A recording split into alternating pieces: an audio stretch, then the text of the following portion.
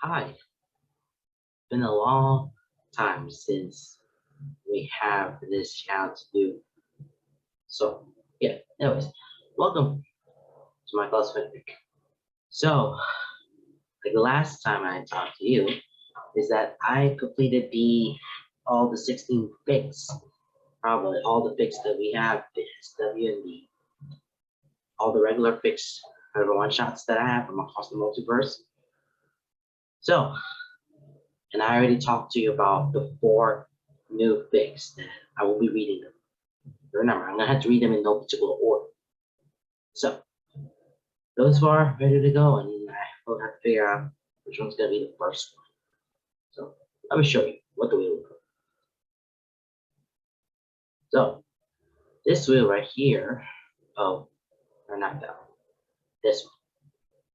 So these will be the wheel here, and I have 4 of the fix. Remember, I'm reading these in no particular order. So I have drift compatible.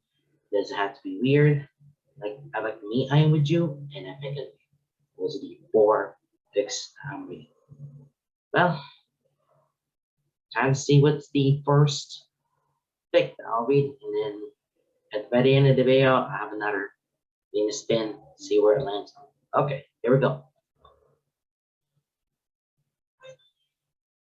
All right, first one says, I like the me, I am with you. Well, I like the me, I am with you. So that completes up the first one. All right, let's go to that. Okay, so it's 9,782, so it's gonna be a lot of it. Okay, so this is called Like the Me, I Am With You. So this is a Modern Prince AU, and it's also Roommates AU.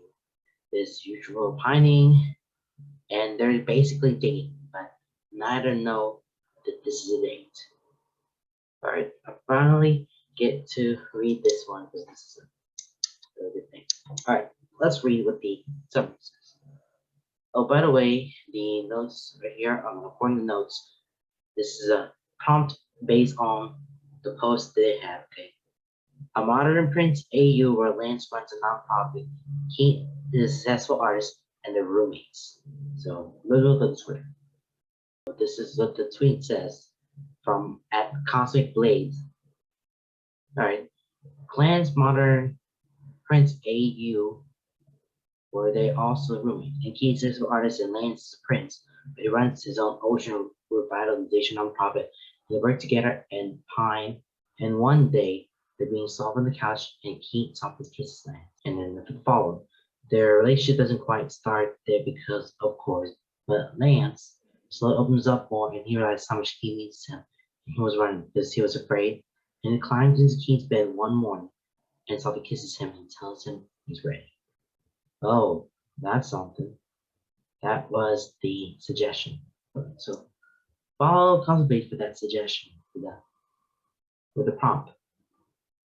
Good one. Very, very good one. All right, let's get to the summary. As the youngest prince of a small island nation, Lance has never had many things that aren't his. He's never had a place where he could be himself. He grew up wearing a perfectly crafted mask, living a life that held little for him. No power, no responsibility, no inheritance. So he strikes out on his own, starts an ocean revitalization nonprofit, and lives a life of his own choosing. What he has here is good, meaning, purpose, a good job, good friends, and he has Keith, his roommate and best friend. They may have started out rocky, but what they have now is perfect. It's good. Lance wouldn't trade it for the world. He takes care of him, and he takes care of Keith. Lance and Keith against the world. And when Keith kisses him, Lance has struggled through the things he never wanted to face, figure out exactly who and where he wants to be. Wow, very interesting summary there. So let's get started. Without any further ado or something like that. But yeah, I'm more intrigued with this one. Okay, let's go.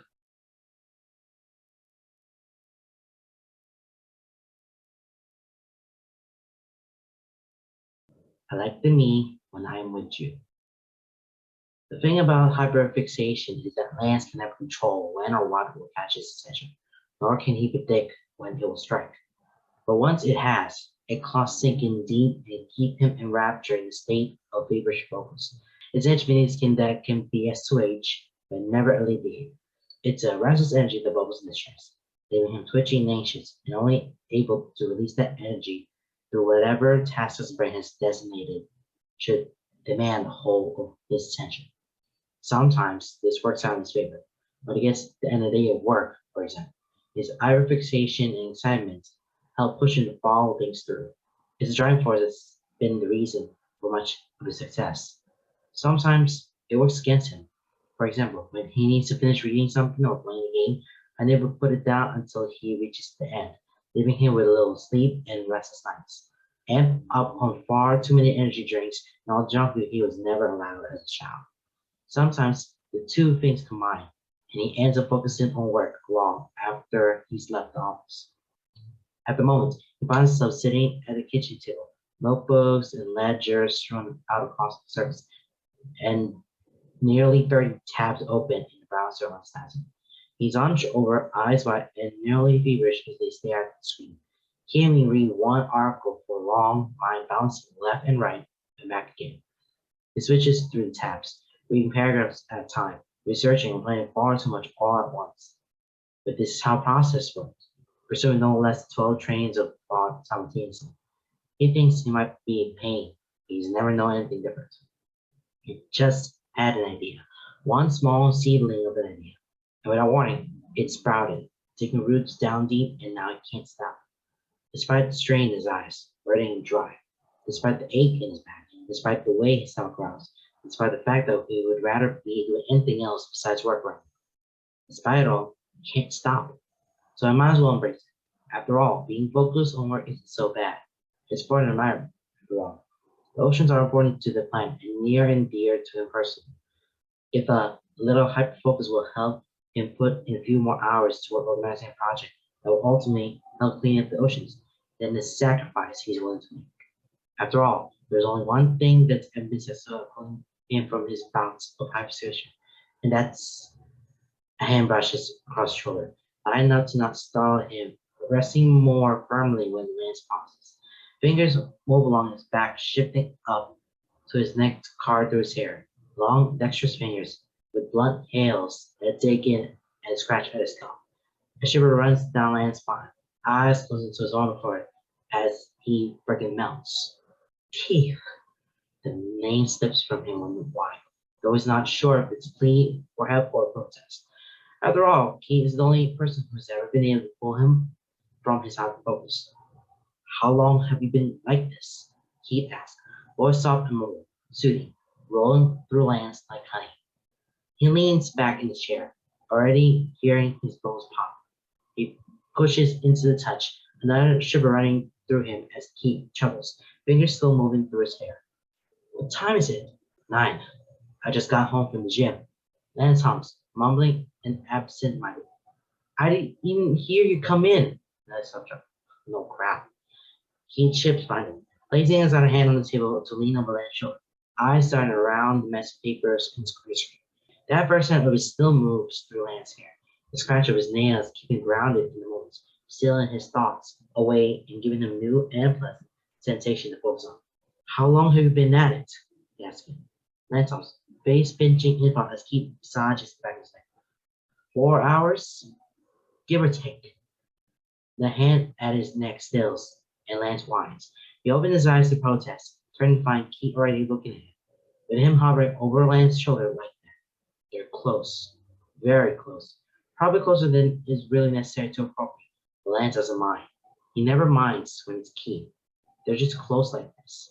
Keith's brows are furrowed, lips pursed, his eyes narrow. You've been doing work since you got home from work? Lance shifts in his seat, tilting his head down to shoot to look at Keith through his eyes. Maybe? Keith sighs, and Lance feels the red shift across his cheeks. It doesn't bother him as much as it probably should. Unbelievable, Keith says, straining and pulling away. But even as he steps towards the kitchen, his hand remains in Lance's hair until it physically can't, lingering as long as possible and cause Lance to lean into the touch. Again at last. I take it you haven't eaten. No, wrap up what you're doing while I make dinner. When I'm done, you're done. Okay? Okay.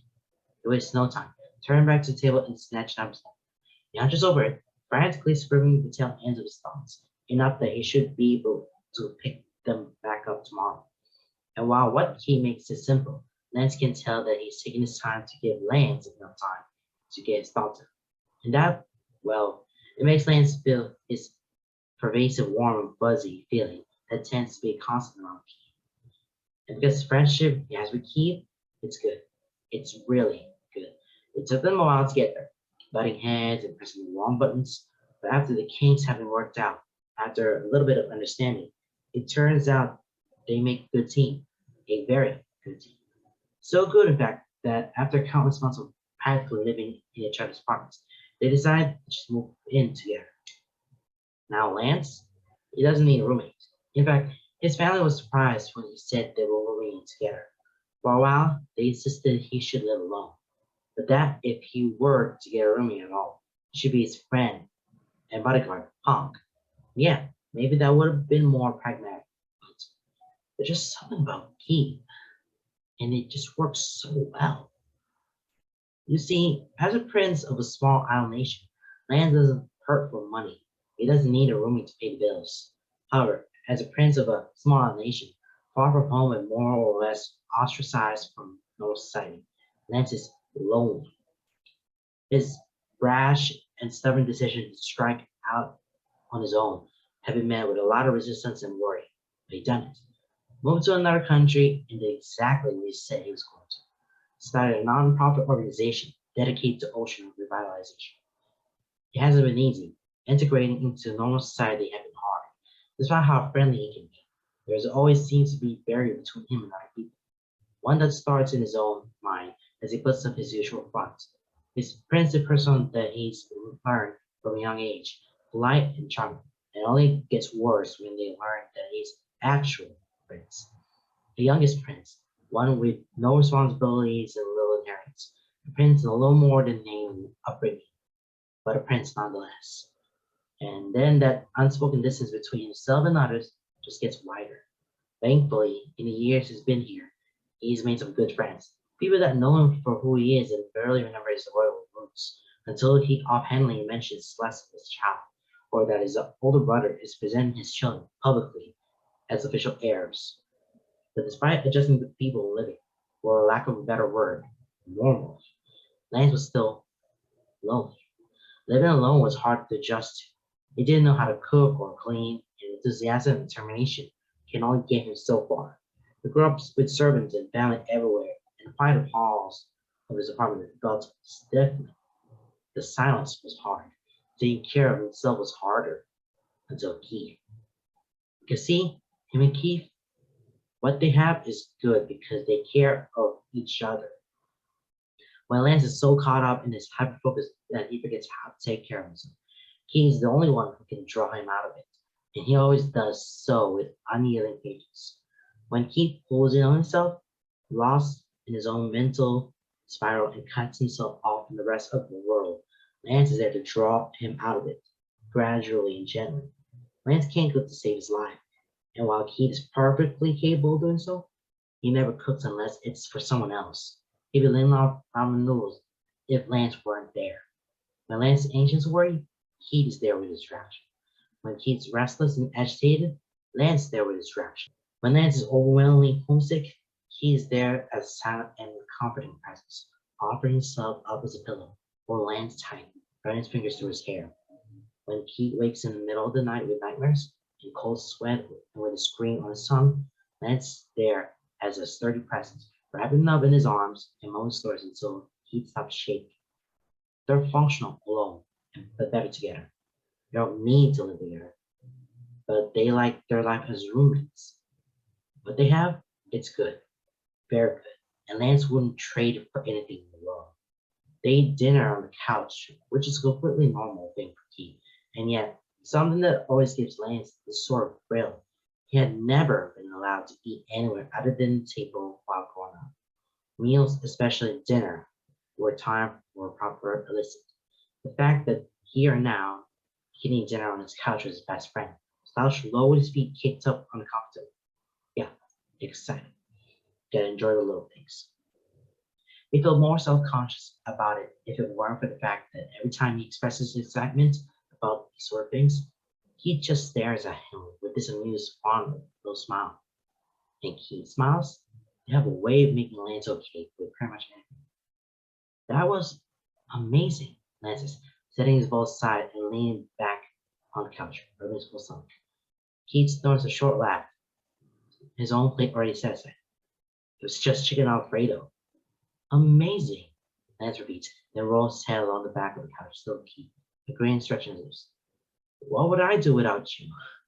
Keith's eyes search his face, a small, amused smile playing across his lips. Starved, probably. Lance scoops, waving a hand vaguely to batter away the motion. Not as long as the Uber Eats is the thing. Guess you don't need me then. Keith, no! He whines, labeling dramatically sitting up and sprawling across the couch, pitifully crawling into Keith's lap as the man laughs. Oh my god, Lance, get off of me! He shouts at Lance, but his attempts are half-hearted, and his stern words are broken by his own laughter. Keith, I need you! Lance shoves back, and eventually they twist his falling back and sinking confidently into the couch. He lies back against the pillows, legs stretched along the couch. Lance nestles between him and the back of the couch, legs fall over Keith's to dangle off the side, head nuzzling proudly and triumphantly against Keith's shoulder. Who else will put up with me? Keith's arms falls around his shoulders, fingers illy tracing the pattern on his upper arm. Probably no one, you all pain. Rude! Lance hit Keith's chest, not enough to hurt, but enough to emphasize his point. That makes Keith chuckle, and Lance shivers as the deep sound vibrates for him. His hand remains on Keith's chest, feeling his heartbeat beneath his palm. You're my loyal knight, and you're my insufferable prince. They lapse into comfortable sounds. Their eyes turn toward the TV where the newest binge obsession plays. And this is good. Despite being surrounded by siblings growing up, despite being the young one doted upon, Lance has always felt there was something missing. A hollow in his chest that was only emphasized when he moved out of town. Something he hasn't realized he was missing until he made friends who weren't intimidated by his birth station. Touch. He was missing touch. No one is allowed to touch royalty save for servants and family. No one hugged him but his siblings and parents.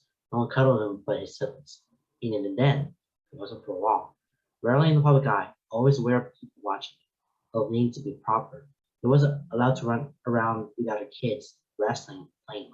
He has never known casual touch between friends, let alone what it felt to be hugged, embraced, cuddled, to feel completely at ease and enjoy human touch in an environment where no one was watching, no judgments were passed, just complete and honest trust. He loves it, craves it, and thought he gets his fair share from most of his friends. He gets it most from Keith, wants it the most from Keith. He's embarrassed to admit he might be a bit dignified to nights like this, where they cuddle on the couch, completely at ease. It feels natural. It feels perfect.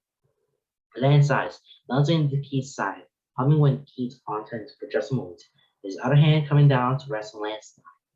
Here now, curled up with Keith like this. His work is long forgotten. The hyperfixation had held him enslaved, the thing of the past. Because the only thing that can make him quickly and firmly switch gears is Keith. And Lance has suspicion it's only because Keith is no kind of hyperfixation. He doesn't realize his eyes have closed until he hears Keith's song. Lance? He groans softly, squeezing his eyes shut tighter before blinking them open. It feels like he's been dozing. How long has that been happening? He smacks his lips, belatedly realizing the wetness around his mouth and a little spot of drool soaked his keychain. Oh, he mumbles, lazily wiping himself before patting each. Sorry. He tucks a short lip, all soft and breathy as he mumbles. It's fine. We should get to bed though. What time is it? Midnight. Oh. He looks up then, unsurprised to find Keith already looking. What does catch him off guard, however, is the look in Keith's eyes, all dark and lidded, cheeks lifted in a smile that just barely touches his lips, pupils bone wide. The look on his face is so soft, so gentle, so, so ignorantly fond. It makes something in Lance's chest catch, sharp and twisted, but not uncomfortable. It feels like his lungs are being squeezed tight, and yet he can't bring himself to mind. Hi, he whispers into a short distance to me. Just because something about the look in Keith's face has robbed him of his ability to speak. Brain just screeching into a hole, his mind goes blank. But even as he manages that one fragile word, it sounds suspiciously breathless. Hi, Keith says, corner of his lips tugging upward. Lance can't manage more than a sleepy stare. Keith chuckles, reaching up to run his fingers through Lance's hair, covering the back of his head. He pulls Lance forward, pressing his lips to Lance's forehead. It's not the first time, nor is it the second. In fact, the affectionate gesture is common enough in the tired hours of the night that Lance is undazed, simply hums softly and closes his eyes. The following kisses to his temple is more surprising. The next to his cheek has his breath hitching in his throat, and then Keith's fingers are beneath his chin. Within his face as his lips are suddenly pressed to his own, so soft and gentle yet confidently firm, and Lance's eyes snap open. He freezes, entire body going stiff and rigid beneath Keith's gentle touch. It only takes him a moment to notice. He pulls back abruptly, eyes wide, and stares at Lance's own. He's gone tense beneath Lance, the hand beneath his chin feel cold. Lance watches, unable to move, as Keith pales, making the flush rising to his cheeks all the more noticeable. I, Equestro, and Lance can see the moment, surprise in his eyes melts into panic. His gaze darts around, and he begins to shiver restlessly. Keith? Lance whispers, sounds strained and broken. His brows furrow, lips twisting into grips. Because this is new. This is terrifying. This isn't comforting and easy. This is, sorry, he mumbles, practically rolling off the couch and out from beneath Lance, scrambling to his feet. He scratches the back of his neck, eyes staring around like a lion. Um, good night, he mumbles, and then he's gone. And with a soft click of Keith's door, Lance left alone, left feeling cold, left reeling and tearing on the edge of panic because he doesn't know what this is, but it's new and it's terrifying. All right, let me give myself a moment for a second. So, this is imagine that in their relationship, and this is new, just two, but it's new and it's something that has felt odd when reading this first part. This is just the first part, it's the longest part. I mean, they're trying to protect each other, and Lance wanted to not be alone unless someone has a roommate to go hang out with, to be with. He found it, but I mean, they're two different people. I mean, they're meeting each other, and they have to find ways to get everything in good order. But the feeling of that felt so good and so real that sometimes it gets too much. You'll have to pull away before it gets worse. And that's this part of the story where you want to be the most successful, you want to be the most exposed person. But it was very busy with some other things. He's running the nonprofit organization to revitalize the earth or something, to revitalize the ocean. He decided to stop that before he's going crazy and doing all this work, all this busy work, because he's the boss. So yeah, I mean they're there for each other. So if there's something in trouble, the other person will help. So that will be Selden's story. But he decided that no way, there's no way that we're gonna have this relationship or going further into it because they're not ready. They're not ready for anything. Okay. When Lance wakes up the next morning, Keith's already gone. The door is cracked, but it's silent and cold inside. Dark with the blinds still drawn, bed messier than usual, as if he were tossing and turning all night. It makes Lance's heart ache. He finds Keith's jacket already gone. Shoe was missing. Kitchen barely touched, as if he didn't even waste time with breakfast before coasting out of their apartment. It makes Lance's lungs feel tight. He goes through his morning routine on autopilot, mind a concerned buzz of anxious white noise.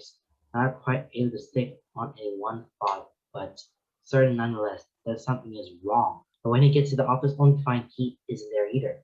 There's a sinking feeling in his gut that makes his stomach twist. He's not sure why it's affecting him this much. It's not the first time Keith has left before him in the mornings.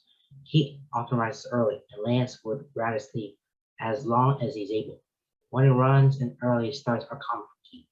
And despite often working part-time here at Blue Lion Revival, this isn't Keith's main job. He's a successful artist, famous even, but he doesn't spend a lot of time in the office unless he has to. He comes and goes like the free spirit he is, and Lance has never had a problem with it. So he throws himself into his work, going through the motions, greeting his employees, making coffee, and sitting in his office to check emails and correspondence. He chats with Hunk, who works with him here, and also acts his as who he checks with Hunk, who works with him here, and also acts as his personal bodyguard.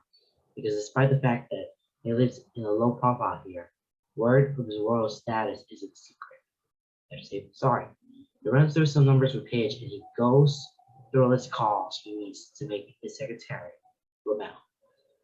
He tries to distract himself with work, but he can't help but feel distracted. Something feels off, wrong in the subtle undercurrent of his day. Something has shifted, and he can't quite figure out. Nothing is out of the ordinary, and yet everything has changed. It's not until he gets a text from Keith that he realizes what it is. Hey, I'm going to be staying with Paige for a few days. There are some leftovers in the fridge. I'll grab my stuff and go before you get home. What's wrong is that Keith's pulling away.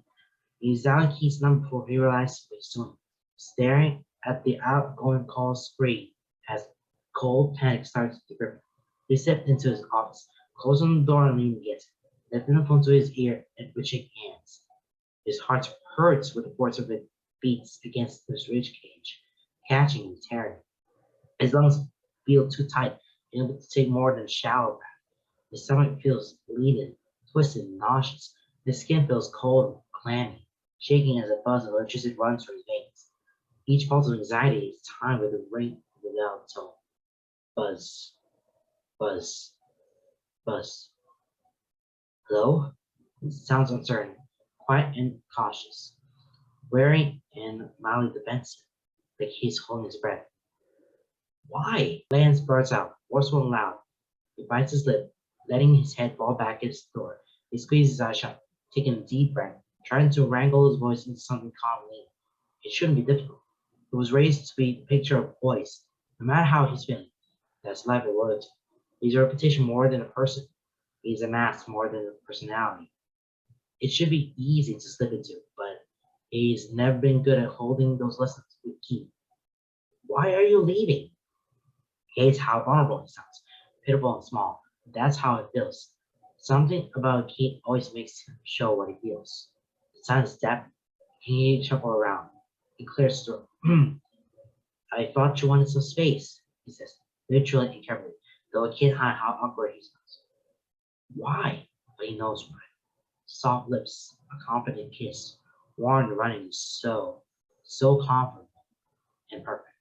Cold chill reality, a prick of fear, a heartbeat that's far too fast and breaths that are far too shallow. Last night, Keith starts cutting himself off, leaving an awkward silence.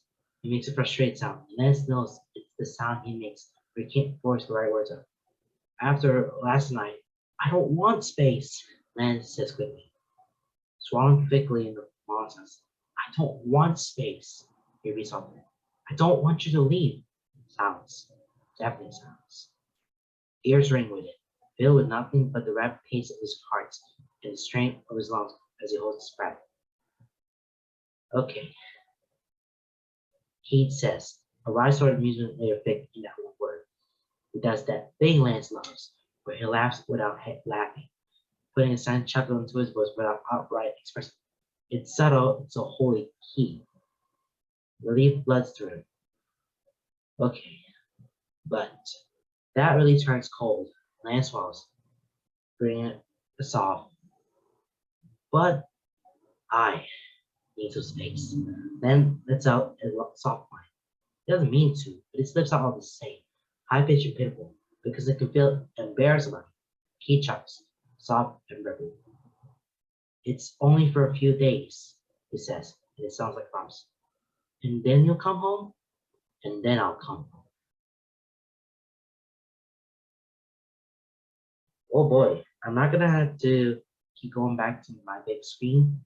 Man, Lance is feeling loneliness. It's just felt bad because wants Kate so bad. He doesn't want to be alone. But the reason why Kate leaves Lance because Colin needs his space because he's busy. But Lance needs a company like him.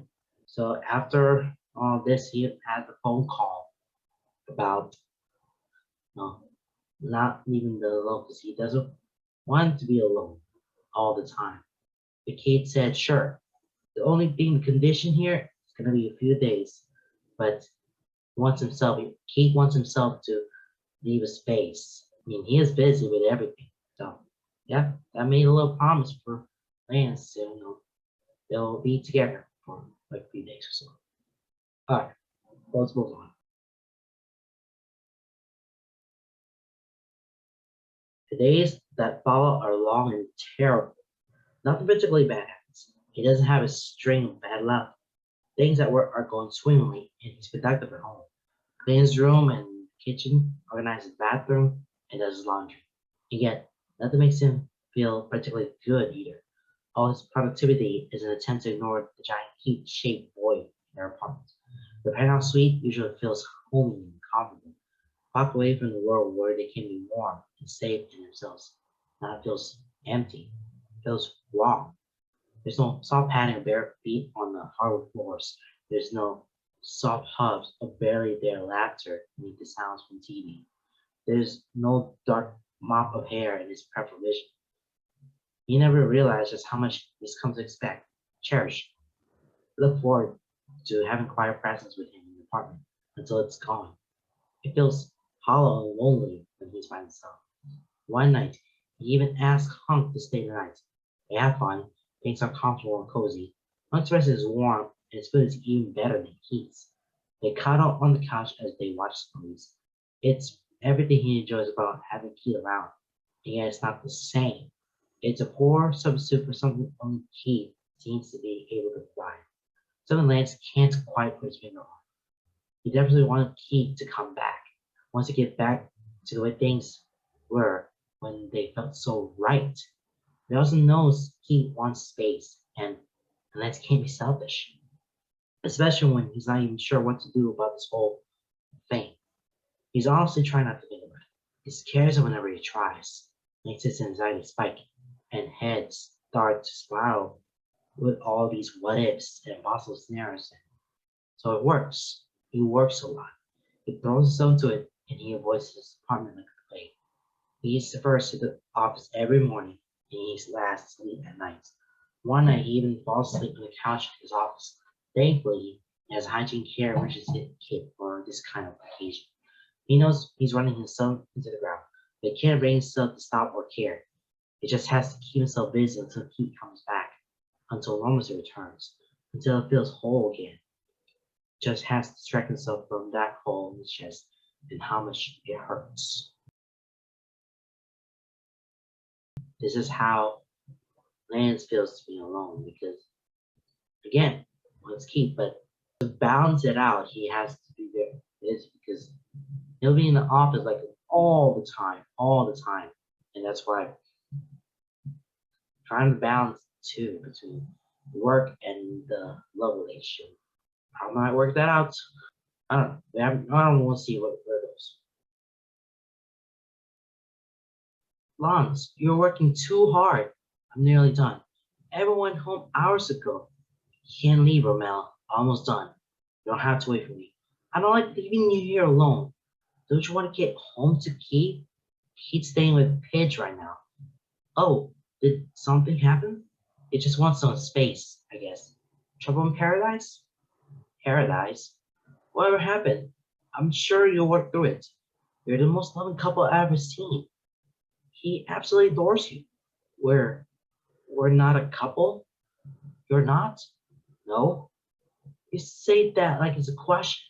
Sorry, why did you think we were a couple? He and I are just friends. You seem awfully close. We're close friends. You live together, roommates. The way you two are around each other, we just thought we, the whole office, everyone, we all just sort of knew, or we thought you knew. We assumed for how long? Ever since you moved in together. That's when we thought our suspicions were confirmed. Well, I'm unconfirming them. We're not a couple. Oh, that's too bad. Why?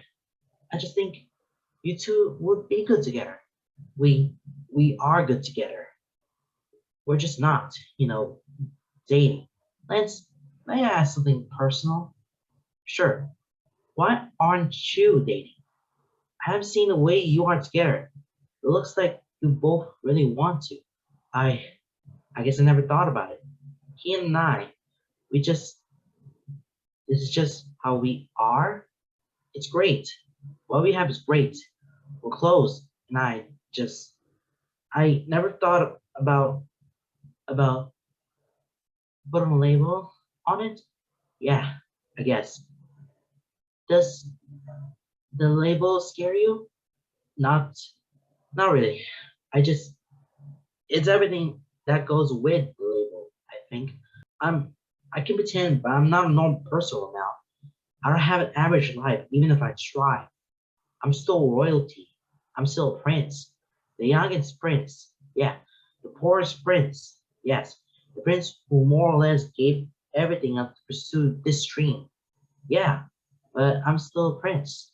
There's still a lot of responsibilities, a lot of eyes on me, a lot of people, an entire country, watching everything I do and who I do it with. He likes a quiet life. He deserves a quiet, stable life. And I don't think I can give that to him. Being with me isn't just being. I see what you mean. But don't you think that's Keith's decision to make? Maybe he wants you more than he wants a quiet life. But what we have, it's so good, Romel. It's special. I don't want to risk it that or ruin it. I just I just want normal again. What you could have can still be good and special. Maybe it's time for normal to have a new label. Maybe. And Lance, yeah, for what it's worth, I don't think you'll mess it up. No matter what you do, I'm pretty sure Keith is in it for the long haul.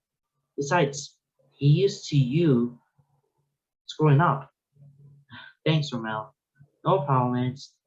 Now go home.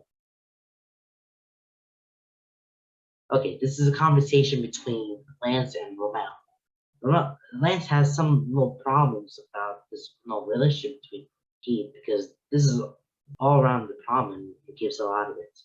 But Romel has some good advice that this is up to Keith for if he agrees to slap or doesn't mind because he doesn't mind that Lance will have to be very busy because Lance is a very busy person and he wants to stay away from Lance because there's a lot of business coming up and he doesn't want to ruin it.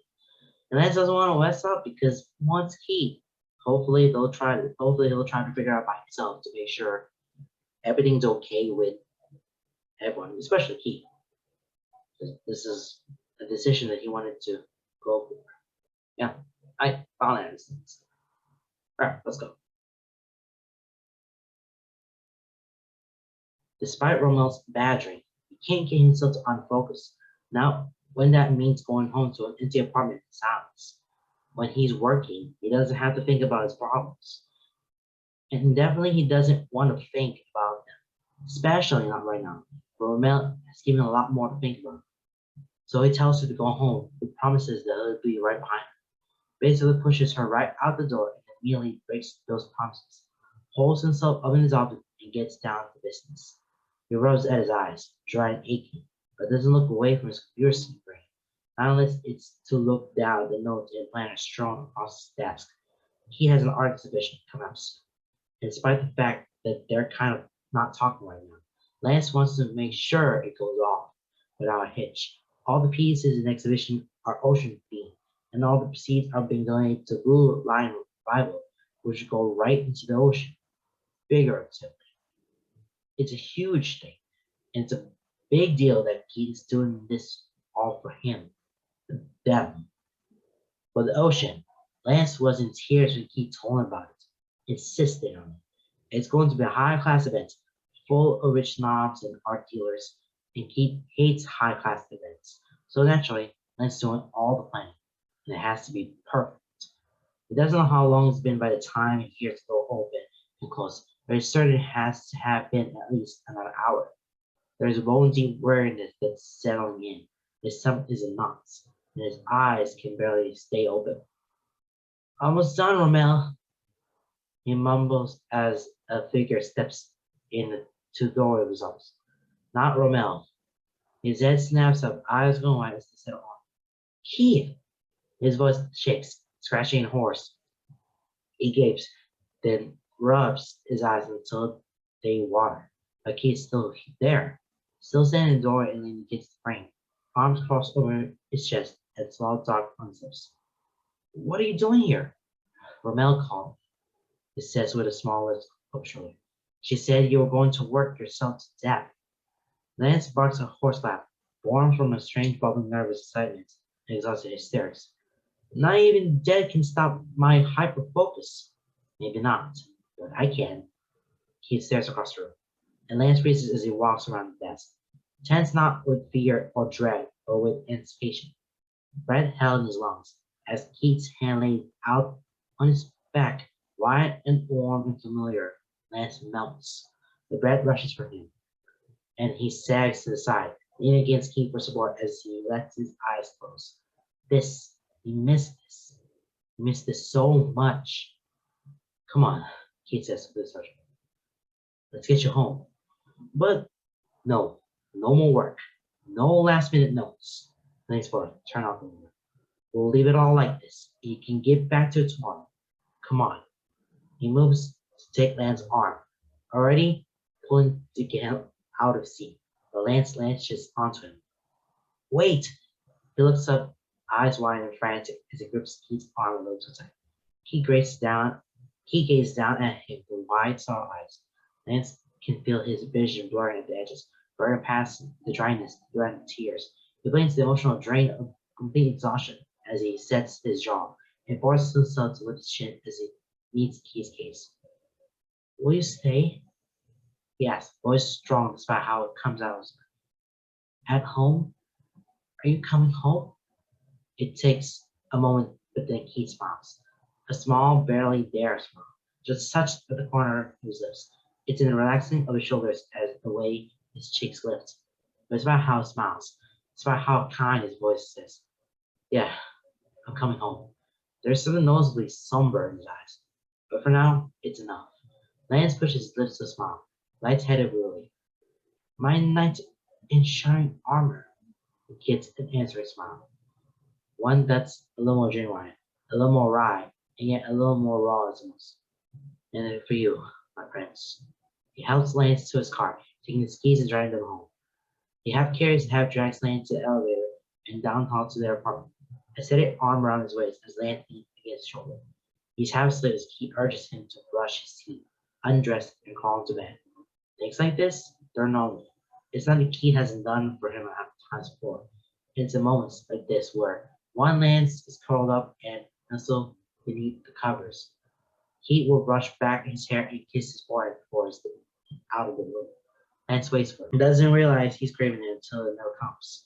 It's like Keith has left with only softly murmured, "Good night, Lance." And while Lance is happy to have Keith home, he can't help but feel like things are still wrong. Whew, wow. This is Keith's coming to a rescue to stop Lance from doing all his work. I told you at the very beginning. If Lance keeps working too much, he's there to stop him before it gets a little too late with this hyperfixation stuff. And it's not good. It's definitely not good. But finally, he did. He let go from the office, packed all the stuff, went home and setting Lance to bed and left it there. Told you that's how that is. A lot. Definitely is a lot. Alright, let's move on. As soon as that tone gives way to the sleepy mumble, Lance, he smiles. Hey, Mama. Lance's voice kept low and gentle. Both for her sake and for privacy, he steps out onto the balcony. He slides the door shut behind him carefully, though he knows Kate won't notice. He's in his studio on the other side of the apartment, and he has headphones in, blasting music while he paints. Is something wrong? She asked meanly, voice sharp and more alert. No, Mama, I'm fine, he said, aiming for cheerful and yet falling so short of the mark. Honey, it's late. It's not angry or exasperated, just a general reminder of their time difference. And somehow, just that point of observation is all she needs to drive a nail into the fact that he's not fine. I know, he sighs, leaning his hip against the banister across the one over his chest. The view from the balcony is astounding. They can see the ocean from here, over top of the roofs from the city. I know, Mama. I'm sorry. I just I just wanted to talk. All right, give me a moment, she says without missing a beat, still sounding tired but far more words. That's his mama, always willing to be there for her children, no matter the time. She's a good queen, but she is a better mother, fiercely loyal and protecting, unconditionally loving. One hopes that still ring true after his talk. They hear small voices, one disgruntled and tired, the other soothing, and he knows he's urging his father to go back to sleep. The shuffling, the soft sound of the door closing. Then it says, okay, honey, talk to me. Are you in trouble? No, Mama, I'm not in trouble. But something is wrong, she prodded gently. He sighs, low and frustrated, closing his eyes as he rubs a hand in his face.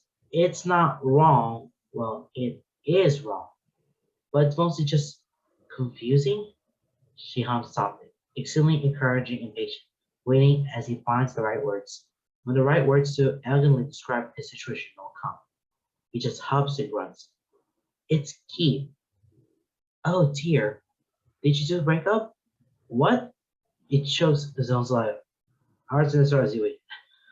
Mama, what? Don't use that tone with me. Mama, we were never together. There's a long pause and then double. Oh, are you certain? Yes, I'm certain. We're just friends. You live together. We're roommates. Lance, you're my son and a prince. You don't need a roommate. But I want one. And I assured that was merely an excuse to live with your boyfriend. Mama, it's not an uncommon thing, especially when people who are stationed fall in love with those outside the home guy. It's as good of an excuse as any to keep our relationships private when we want to. Your sister used the excuse of security when her bodyguard moved in with her. That's not what this is. Wait, Veronica's date, Aksha? Such a yes, they were subtle about it, but I had my suspicions for a while. She only just told me recently. Wow, Lance speaks, a little in awe and a little relieved. It takes a moment to realize where that feeling's come. So you wouldn't be upset if I did, Keith? Great, I thought you already were. I know, but like he's a he. And he's a commoner. No, he's not just anything. He's amazing and it's so great. But he's not part of our world and I'm afraid. Lance, my sweet big boy. I'll tell you what I told your sister. Times are changing and your father and I are determined to change with them. We may be royalty, but it's barely more than a figurehead, a title, and a reputation. We don't run countries as we may have centuries. You have no obligation to merit nobility, and your father and I have always encouraged you and your sons to fall in love. If Keith is the one you want, make your decision and wear it proudly. Lance looks down, fingers picking at a loose thread at the end of the shirt. Well, what if everything is too much for him? We have a pretty relaxed life here, but that's the only part of who I am. Perhaps it will be, but perhaps it won't. That's for him to decide. And perhaps what he feels for you is worth the torture of royal duties. He lets us settle out. Mama, I no. Oh my god, scare me. Jeez. Okay, let's try it again. He lets out start laughing. Mama, I am only being honest. It's never easy, but it's what we do. This is the life I chose. Now you must live life you would choose. You don't have to be public with him for some time. Enjoy your privacy for as long as you can before you bring him home. How did you even know he'll agree to you? He asked, voice barely whisper, raw with uncertainty. He can still feel the ghost of Keith's lips against his own, and yet there doesn't seem to be enough to chase away his doubts. Call it a mother's intuition.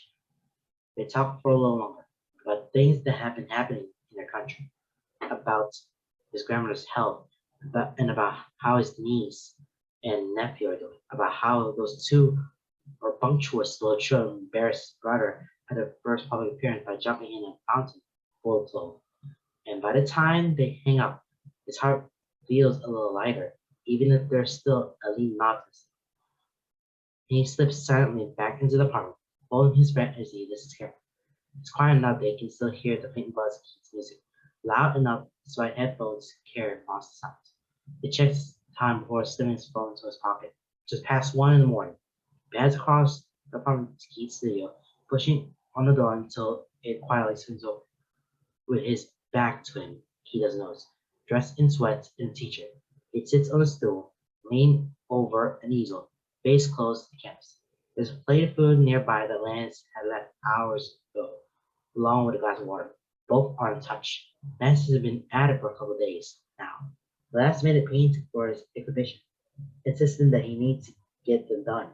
He barely eats and barely sleeps when he gets like this. Barely talks to Lance when he's in this sort of art haze, and he hates to admit how much that hurts, how much it accentuates this in between them. He leans back, surveying his work, and Lance takes that as an opportunity to stride forward. His hands come down on Keith's shoulders, and he jumps, head whipping round. Their eyes barely meet before he's relaxed, reaching out with paint-stained fingers to remove his elbows. Hey, hey! Lance's hands tight, fingers digging into the knots forming in Keith's shoulder and neck. The boy groans, eyes fluttering shut as his head goes limp, and shuffles. I think it's time for bed. I'm not done, he mumbles, but it's a weak protest. He's already put it beneath Lance's hands. Lance looks over his shoulder, eyes roam over the painting he's been working on in more recent months. All the paintings for this exhibition are ocean themed. These in particular, they depict something rougher, a storm, a ship threatening to capsize, eyes of the ocean with tears like whirlpools scattering at the edges. They're darker, more chaotic. There's emotion in that makes Lance's heart ache. He can't help but feel like it's his fault. Come on, Lance moves quickly before Keith can gather his wits and protest. He wraps an arm around Keith's back and dips the other beneath his knees, scooping Keith into his arms. Keith lets out a yelp of surprise, scrambling to wrap his arms around Lance's neck as he hoists it into the air, leaning into his chest.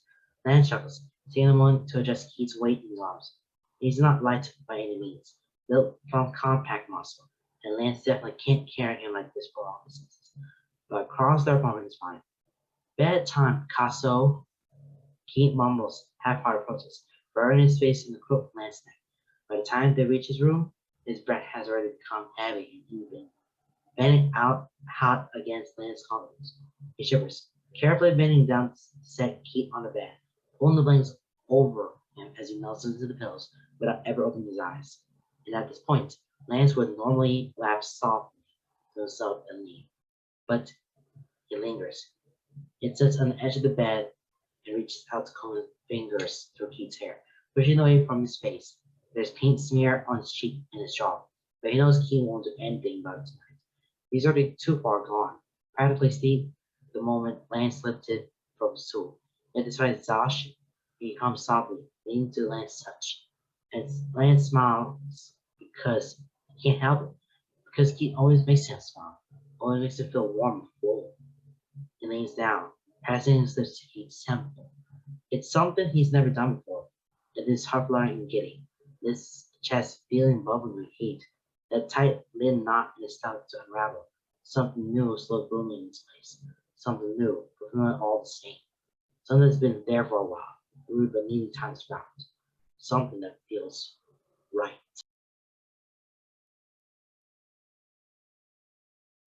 Oh boy, we got a lot of things to unravel.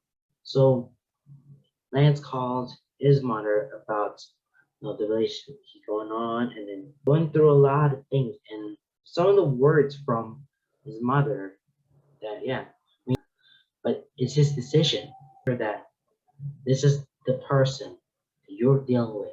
You'll be in this relationship for God knows how long, but probably might work it out for us too. And so the same. And then Lance saw Keith working on the paint. Oh my gosh, Keith been tired a lot. So he does the same thing for Keith and Lance to get rid of, no, to get out of this work club. So Lance will do the same for Keith to stop all the painting because it's long enough. You've been working long enough. Time for you to rest. He did, and Lance carried Keith back to the apartment and just sleep there. Oh, yeah, turn back in favor, I guess. All right, let's get last down to it. Lance knocks at the door, pushing it gently. Hey, Keith, you ready to go? The boss is just inside, taking him inside of Keith, standing there in front of his mirror. It's not the first time seeing Keith in suit, but it takes his breath away every time. He's simply gorgeous. There's no way around it. A broad chest and a lean frame fit perfectly with back trim and room buttoned up. Keith hates this, but he hadn't minded too much when Lance had taken him to the best tailor in town. He'd protested. He had smirked when he came out of the fitting room, and Lance's jaw dropped. That was nearly a year ago, and Lance hadn't thought anything of it. Thinks a lot of it now. Keith turns to him, eyes wide and pitiful, brows furrowed as he scowls. His fingers are tangled in a tie that's apparently knotted around his throat. Need help? Lance asks, smirk curling his lips. Keith helps. He's frustrated, but there's relief in his voice. Please. Lance moves across the room, and Keith turns to face him. Lance can feel those beautiful dark eyes on him as he takes the tie in hand, smoothing it between his fingers. He ties it expertly, that being second nature at this point, but it takes his time. And when it's done, he smooths down Keith's collar, allowing himself a little self-indulgent touch as he smooths out of Keith's shirt before taking the lapels of his suit jacket and inserting them. And only then, with his hand still on Keith's chest, does he look up and meet those eyes. The breath leaves his lungs in a rush, caught in the intensity of Keith's gaze. Keith stares at him, unflinching and unyielding. There's something uncertain about him, but curious as he searches Lance's face, as he tries to strip everything away and read what's in his very soul. It helps Keith can see what Lance is too nervous to say. There, whispers, lips tucked into a smile that feels shy. Then his hands trail down Keith's front, sail lightly at his lips. Perfect. He takes a step back, hands linger until he can no longer reach before falling away. He looks Keith up and down with a critical eye. Well, almost perfect. Come here. He takes Keith's hand and tugs him from the room. Please, when there's no protest, as he pulls Keith into the bathroom. He reaches for a particular container, sneering some cream into his hand for rubbing together. He then turns to Keith, reaching out to run his fingers through the man's hair, swimming back his dark locks, and wrangling them into something more presentable. And when he's done, he lingers, tugs a lock of his hair behind his ear, and his fingers trail down over Keith's jaw and down his neck. Smiles when he feels Keith shiver, heart aching and fluttering as he sees the confusion in Keith's eyes. The torn look of awareness, hope. There, Lance grins, pressing fingertips playfully with Keith's nose, if only to break the tension. Finally, presentable. Keith swats his hand away with a hot rose. Oh, whatever, he says, turning to look himself over the mirror. You know, I'm not good at this kind of stuff. Lance leans against the counter, hands slipping into his pockets. True, but that's why you have me. He tilts his head, eyes lit as he looks Keith over, feeling the bubbling warmth of pride and fondness filling his chest. But for what it's worth, you look good. And with a buzzing sense of courage, Lance pushes off the counter, moving to stand behind Keith. He rests his hands on Keith's hips, leaning forward to press the side of his head against Keith's, meeting his starved eyes in the mirror. Then he turns slightly, just enough that his lips brush against Keith's ear as he says without breaking eye contact. Just like a prince. He leaves the bathroom quickly after that, retreating at his heart hammers the chest, grin on his lips as he has the fleeting moment of a blush rising to Keith's cheeks. Keith's art exhibition that night goes off without a hitch. Lance splits around the building, catching up the rich investors and buyers, mayor on charm. He's the perfect host, a picturesque version of poise and princely confidence. Keith hovers awkwardly, looking out of place despite being the most handsome person in the room. Lance keeps an eye on him all night, never too far and always aware. He rotates around Keith like the planet to the sun.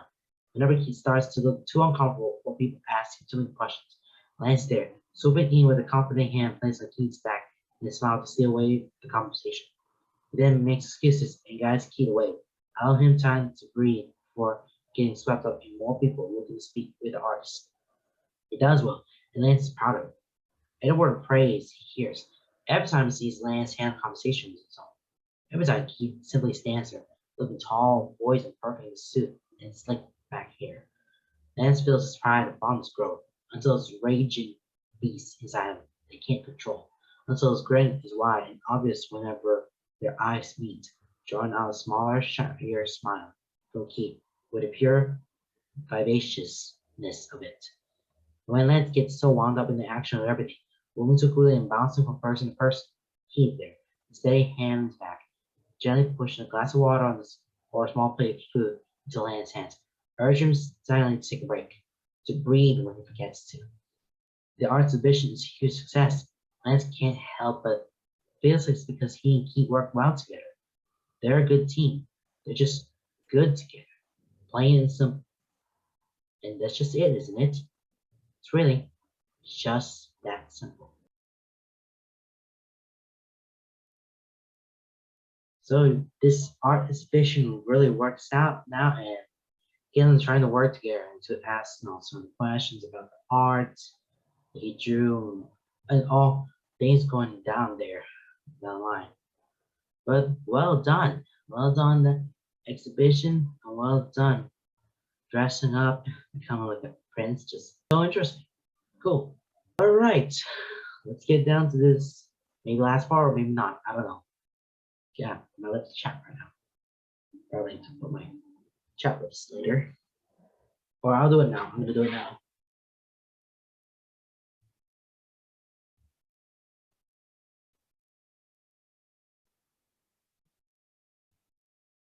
Don't taste the beats right so this is chapstick.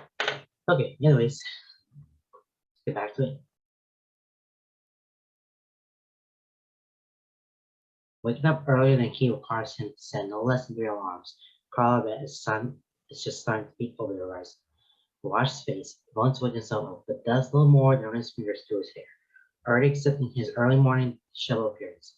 He shuffles to the kitchen on bare feet, silent against the hardwood, and lifts it up onto the counter as he reads over Hunk's instructions once more, and then again, and then one last time for good measure. He's not a great cook, having grown up with literal servants in the kitchen, but he likes to think he's passable.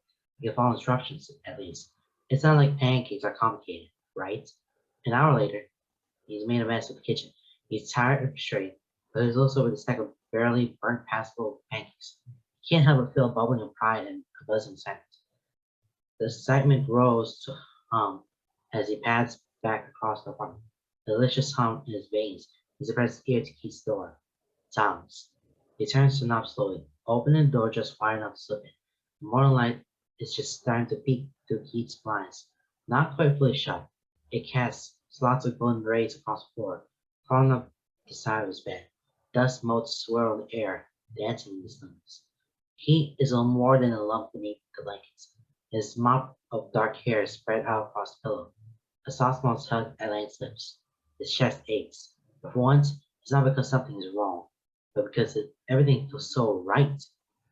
Light-tired with anticipation, blush and eager, take little excitement in the thrill of it all, fluttering in lights with hope. Lance tiptoes across the room to the side of the bed, his lips covered slowly, and as soon as the cold air rushes in, Keith stares, shuffles, curtain tighter as his body tenses home, waking.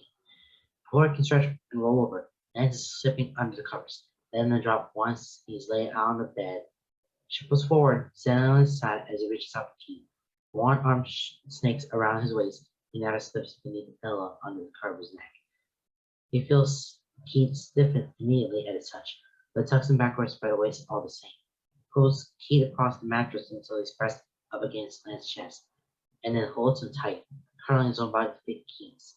And they fit perfectly. With all the edges and sharp points, Lance still slips seamlessly into place with Keith.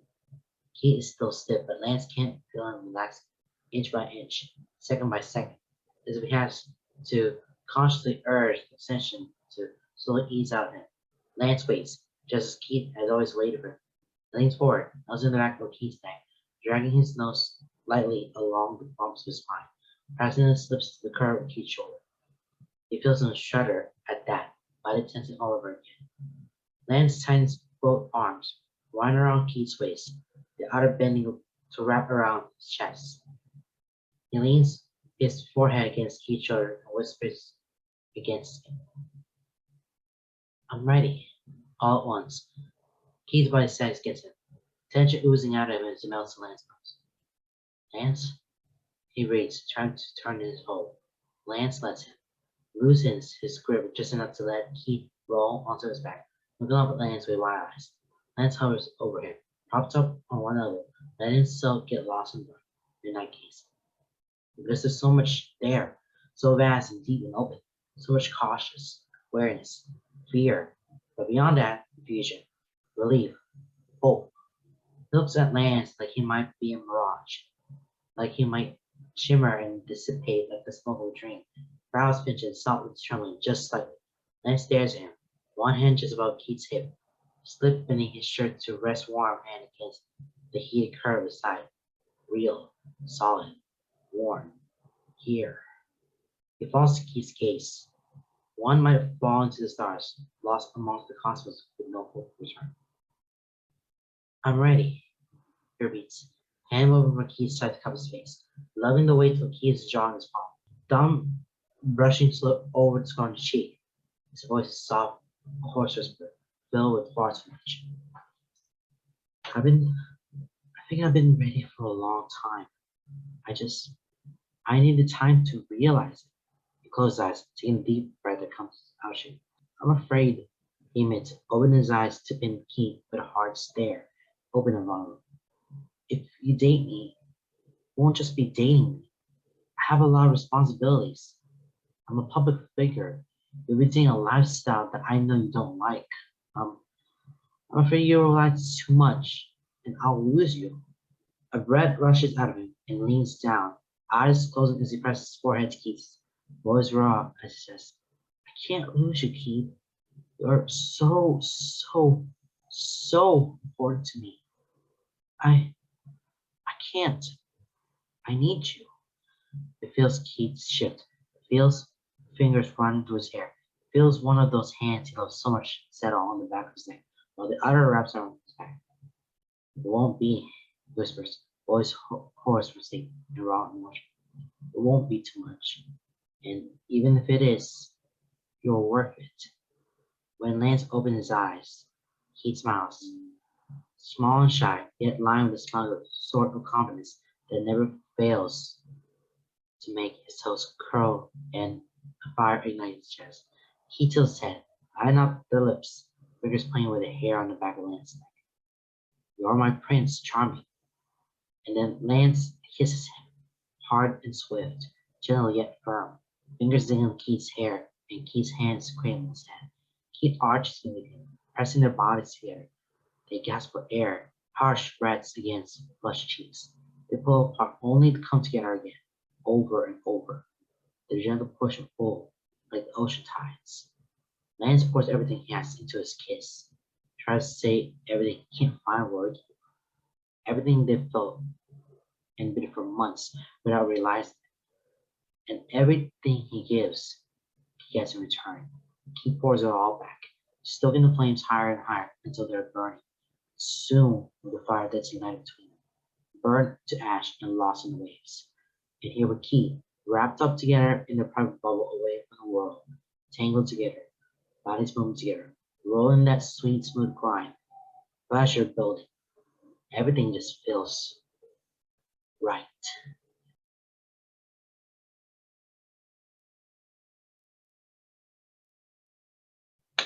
And that's a wrap for Fate. I like the me when I am with you. Finally get this back here and Knights is ready. He's ready to put this relationship into way. Oh my goodness, I'm so excited that right now that I finally got what they need. And they'll always be like that. There's no promise that he's recognized by the public. And he'll be there if he ever wants. Yeah, we finally kiss and that's the beautiful. It was nice. It was a very, very nice story I ever read. Oh man, it's really great. Now that's done, I'm down to just the three. It's drift compatible. It doesn't have to be weird, and I think I know that will be whatever the next three is gonna be. We'll see. So I'm gonna spin this out. Right? Here we go. Okay. It doesn't have to be weird. That's the next fic I'm reading. Okay, it doesn't have to be weird. This is the post canon. Oh boy, we're gonna have a long because it's 12,001 words, so it's a long chapter. It's gonna be a long one shot. It's post canon with living aura, there's mutual opinion. It's accidental marriage through combat challenges. Okay, so this is like pass along with it. For now, I wanted to end this video and then I'll see you guys next time with another one shot. Okay, bye guys. Goodbye.